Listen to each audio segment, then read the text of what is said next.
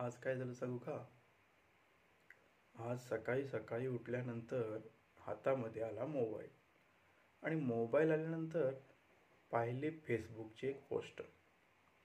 तर पोस्ट अशी होती, पश्चिम बंगालच्या महासागरामध्ये एक नाव मच्छीमारीसाठी गेली होती आणि मासेमारीसाठी गेलेली ही नाव महासागरामध्ये उलटली, बुडाली.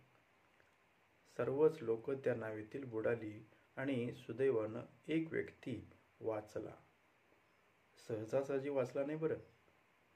तो जेव्हा पाण्यामध्ये पडला तर तो पडल्यानंतर पोहायला लागला.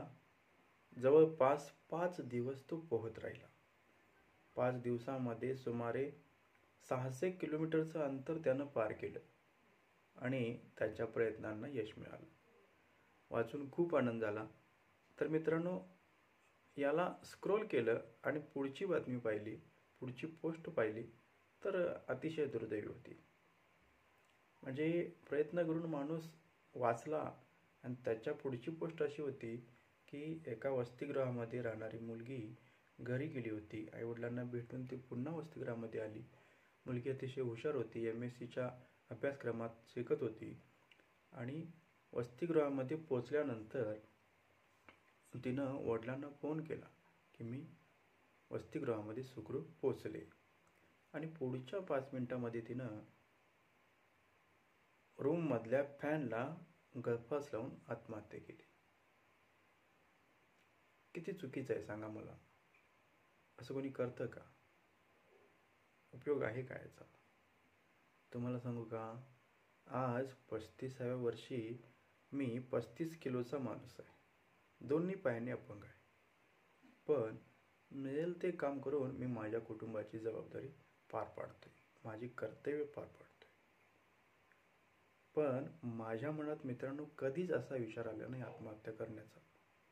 किंवा तुम्ही कधी पाहिलंय का की एखाद्या अपंगानं आपल्या अपंगत्वाला कंटाळून किंवा गरिबीला आपल्या कंटाळून आत्महत्या केल्याचं ऐकले का?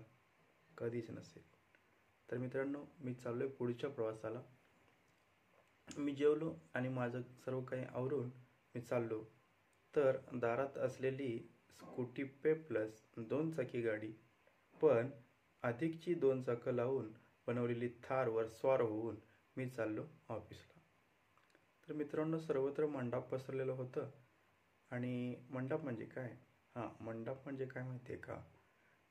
आमच्या गावामध्ये पूर्वीच्या काळी ज्या भाजी कोंडा खाऊन मोठ्या झालेल्या ज्या बाया मंडळी आहेत, म्हणजेच जुन्या काळातल्या, तर त्या अशा परिस्थितीला मंडप असं म्हणतात. म्हणजे काय माहिती आहे का? पाऊस सदृश्य परिस्थिती असते, सर्वत्र ढग पसरलेले असतात पावसाचे आणि बराच वेळ असंच वातावरण राहतं, पण पाऊस काही पडत नाही, तर त्याला मंडप असं म्हणतात आमच्याकडे. तर मी या मंडपातून माझी गाडी घेऊन पुढे पुढे चाललो आणि पुढे गेल्यानंतर माझी नजर पडली एका नाचण्याच्या वावरामध्ये. तर मित्रांनो, काय झाले माहिती आहे का? वावर आहे तर पावर आहे असं म्हणणाऱ्या शेतकऱ्याची अवस्था यावर्षी प्रचंड बिकट झालेली आहे. तर ते वावर जे होतं ना, ते पडीक पडलेलं होतं. यावर्षी पावसानं आपलं टाइम टेबल बदलल्यामुळं शेतकऱ्याच्या वावराचा निकाल प्रचंड चुकलेला आहे. तिथून मी निघालो पुढे. पुढे काय झालं, हायवेवरून येणारं एक अवजड वाहन, 16 चाकी वाहन होतं ते.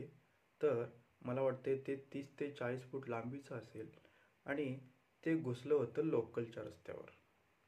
आमच्या महागावकडे येणाऱ्या कॉर्नरमधून ते वाहन इकडे घुसलं होतं आणि एवढं लांब होतं ना, तर त्या कॉर्नरवरून क्रॉस करण्यासाठी जवळपास 15 ते 20 मिनटं त्यानं ट्रॅफिक जाम केलं होतं.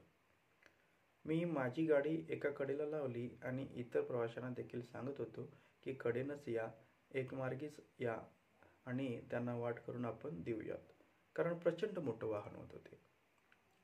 तर अशा परिस्थितीमध्ये लोक काही ऐकत नव्हते आणि तेवढ्यातच एक बाईकवाला माझ्या पुढे घुसला. तर सीन काय होता माहिती आहे का? त्या माणसानं पॅशन प्रो गाडी घेतलेली होती, कोट घातलेला होता आणि पाठीमागे त्याच्या एक 6-7 वर्षाचं बाळ होतं. 6-7 पण नसेल, थोडंसं कमीच असेल. त्याचे पाय त्या शीटच्या खाली पण येत नव्हते बाळाचे. पण तरीसुद्धा त्याला एक कोट अडकला होता आणि त्याला त्या माणसानं त्याच्या पाठीमागे सीटवरती बसवलं होतं. पुढे पण नव्हतं घेतलं. एवढंसं बाळ होतं तरी. आणि गमतीचा भाग म्हणजे काय माहिती आहे का? तर त्या माणसानं त्या बाळाला एक दोरी घेतली होती. अक्षरशः त्यानं दोरी घेतली होती. थोडीशी नरम होती ती दोरी, सॉफ्ट होती. आणि दोघांच्या कमरेभोवती त्या दोरीचे 3 तिढे त्या माणसानं घातले होते. खूप वाईट वाटलं मला की आपल्या बाळाला तो असा घेऊन चाललाय. कुणास ठाऊक त्याची मजबुरी काही असेल, अडचण काही असेल, दूर जायचं असेल, रस्त्यावरचे खड्डे असतील, काही कारणं असतील.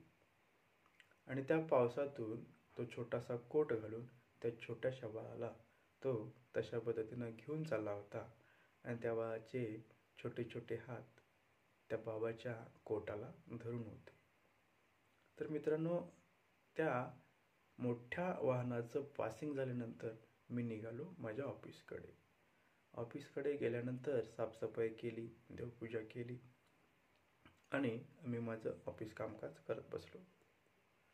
दिवसभर पावसाचं वातावरण बघून मी संध्याकाळी लवकरच ऑफिस बंद केलं आणि माझ्या फोनच्या सोबत मी घरी आलो. तर मित्रांनो, असा होता माझा आजचा दिवस. तुम्हाला आजचा दिवस कसा वाटला नक्की कमेंट करून सांगा.